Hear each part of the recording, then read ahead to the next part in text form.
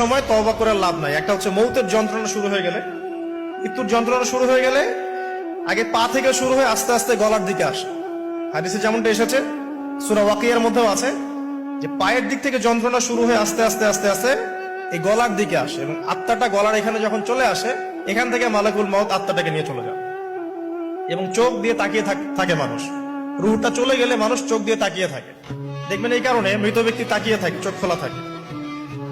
এবং তখন আসমান থেকে সিঁড়ি নামিয়ে দেওয়া হয়, ওই সিঁড়িতে করে আত্মা চলে যাচ্ছে, ও তাকিয়ে দেখে যে আত্মা চলে যাচ্ছে। এবং মানুষ মারা যাওয়ার পরে চোখ জীবিত থাকে অনেকক্ষণ।